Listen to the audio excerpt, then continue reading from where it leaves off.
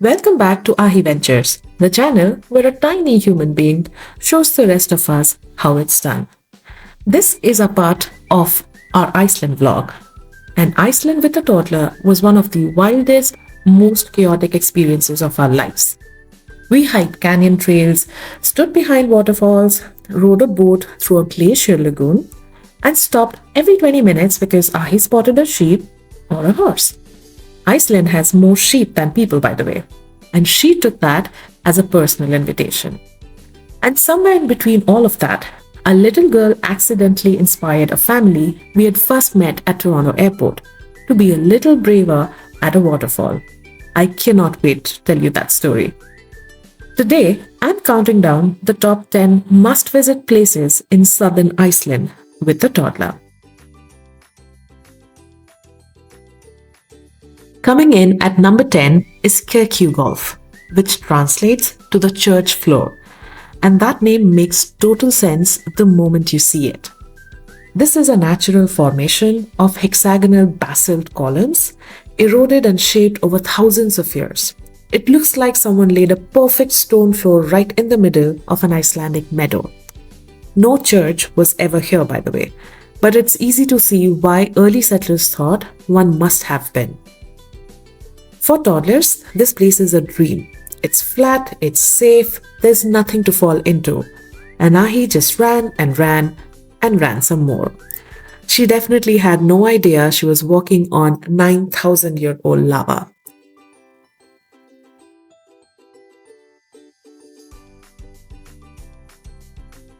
Number 9.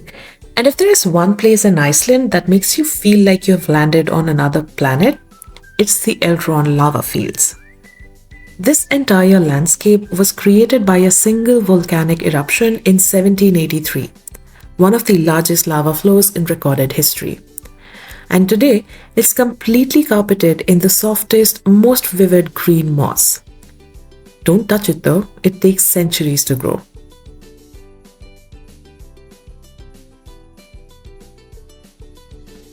Number 8. Brimketill lava pool. And I want to be upfront with you, this was a random stop near Keflavik airport since we were early for our flight and a few hours to spare. But it's definitely worth the stop. It is a naturally formed lava pool carved right into the coastline by centuries of crashing waves.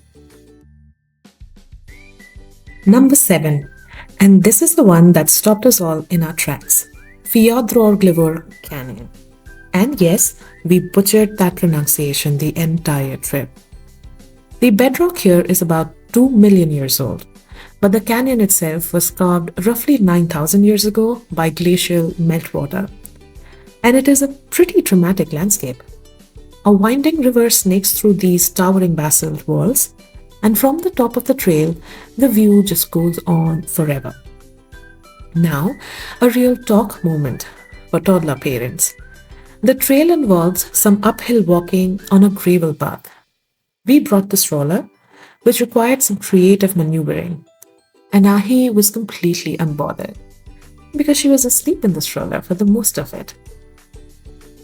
But if your little one can handle a moderate walk, please do not miss this place. At number 6, I do not have enough words for this place. Reynisfjara, the black sand beach. Black volcanic sand, thundering Atlantic waves, towering basalt sea stacks rising out of the ocean. It is one of the most cinematic places I have ever stood at. And then you add a toddler in a unicorn jacket running in slow motion. What else would you need? We also explored the basalt cave at the far end of the beach. Those enormous cathedral-like columns of black rock are absolutely breathtaking up close. One important note, and I cannot stress this enough, the waves at Reynisfjara are extremely dangerous and unpredictable. Never turn your back to the ocean, never let little ones near the waterline. The beach is beautiful, yes, but please be careful and always heed to the warning signs at the entrance. Quick note. We filmed this before the news broke, but Reynisfjara has experienced significant erosion in early 2026. So please check current access conditions before you visit, as parts of the beach may be restricted. At number 5, if you're driving Iceland's south coast, Vik is your perfect midway stop. And it might just be the prettiest little village you have ever seen. We stopped here for a short snack break because, obviously, and Aahi took her role as chief cake cutter very seriously. Nestled between volcanic mountains and the black sand coast, with that iconic white church perched on the hillside, the entire hillside is carpeted in purple lupin flowers in summer. Vik looks like it was designed by someone who wanted to make the rest of the world feel inadequate. We stayed just outside Vik at Hotel Katla, and the views from this property were something else entirely. Our first evening here, we watched a herd of 40 Icelandic horses being rounded up at sunset. Manes flowing, orange sky behind them. Couldn't get any dreamier. Number 4. Dyrhólaey. And this is one of those places where you drive up, get out of the car, and just stand there. Because what else can you do? It is a volcanic promontory on Iceland's south coast, and the views from the top stretches for miles in every direction. Black sand beaches below, the Atlantic stretching to the horizon, and this incredible natural rock arch rising straight out of the ocean. This place is also famous for puffins, so if you visit in summer, you have a chance of spotting them on the cliff sides. We did see some birds sweeping in and out of the cliffs, and that was magical. Dyrhólaey has experienced some erosion recently. Please check the current access conditions before you visit. Number 3. If Seljalandsfoss is Iceland's most magical waterfall, Skogafoss is its most powerful. This 60-meter curtain of water crashes down with a lot of force. Getting to the waterfall with a stroller required a little teamwork. The path from the parking lot has a lot of gravel, so we ended up doing some impressive stroller lifting. The towering waterfall has a metal stairway trail right next to it, about 527 of them till you reach the top. We started making our way up but gave up midway. My husband, being the absolute legend that he is, climbed all the way to the top of the trail. The views from up there, the river, the valley, the coastline in the distance, incredible. Aahi and I cheered him on from below, and then she spotted a sheep, and everything else became irrelevant. If that wasn't enough, there are sheep casually grazing on the fields across the water stream at Skogafoss, like they have absolutely no idea how iconic they look. Honestly, one of the most unexpectedly charming things that we saw on the trip. And because Iceland apparently decided we needed more sheep content, we also had to stop the car to let a whole herd cross the road on our way. Number 2. Seljalandsfoss, one of the most iconic waterfalls and the only major waterfall in the country where you can walk behind the curtain of water. We suited up, raincoats on and ready to go. While most families with younger kids stopped at the front, took their photos and left, the path behind the waterfall with a toddler does seem like a lot. But we went. Water absolutely everywhere, and she did not even care slightly. And then, this is my favorite part of the trip. Someone noticed a tiny toddler behind the waterfall from a distance and decided to make their way up the path. A family we had first met at Toronto Airport a few days earlier. They had been watching from a distance, and watching Aahi behind the waterfall convinced them to take their daughter up too. And this is how these two became fast friends halfway up a waterfall in Iceland. Little Aahi, 2 years old, accidentally inspiring a whole family to be a little braver that day.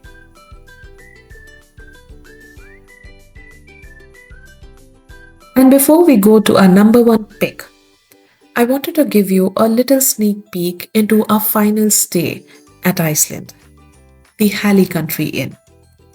We stayed here, and it's a beautiful property right on the edge of what feels like the end of the earth, with mountains, oceans, and glaciers as far as you can see. and at dinner that night. You guessed it, the family from Toronto Airport, the family from Seljalandsfoss, at the same hotel. Out of every property in Iceland, we stayed at the same place together.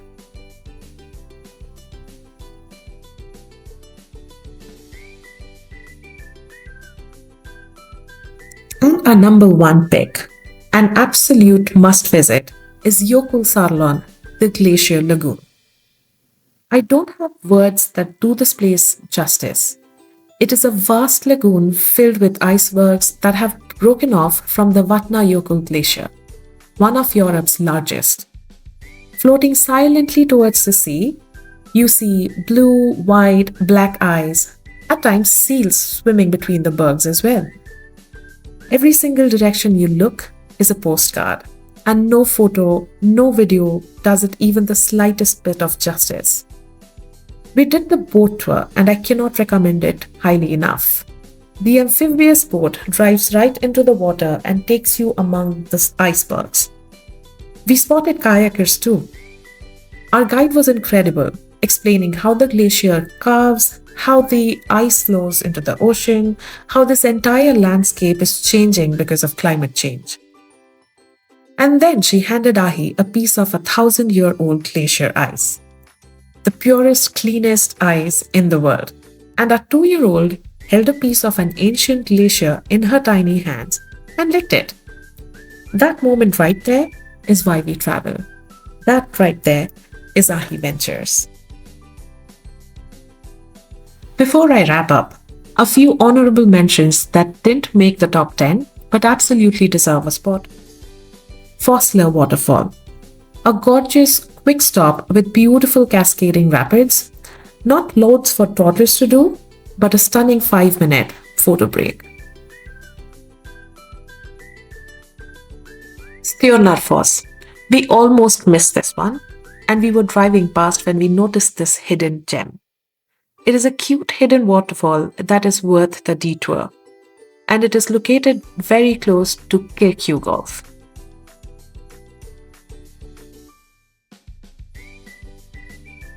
The bridge between continents, where you can literally stand between the North American and Eurasian tectonic plates. More of a concept than a spectacle, but definitely a cool thing to say you've done. And finally, the lupin flowers. If you visit Iceland in early summer, the entire country explodes in purple.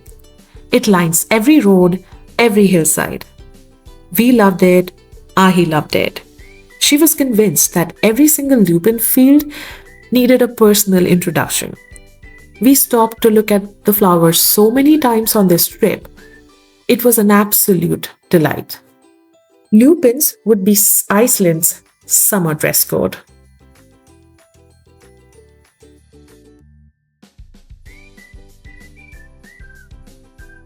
Iceland, you absolute beauty.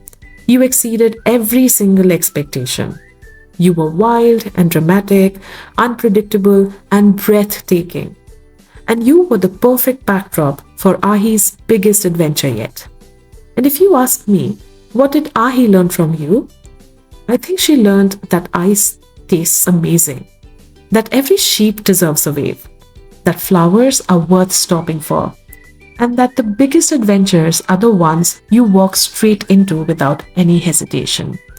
No fear, just pure curiosity.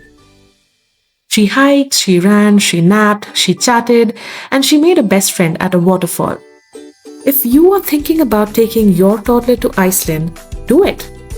Pack the rain gear, bring the snacks, embrace the chaos, and let them lead the way. You will be amazed at what a 2-year-old can teach you. Thank you so much for watching Aahi-ventures. If you enjoyed this video, please give it a thumbs up. Subscribe for more of Aahi's adventures and drop a comment below telling me, would you take your toddler to Iceland?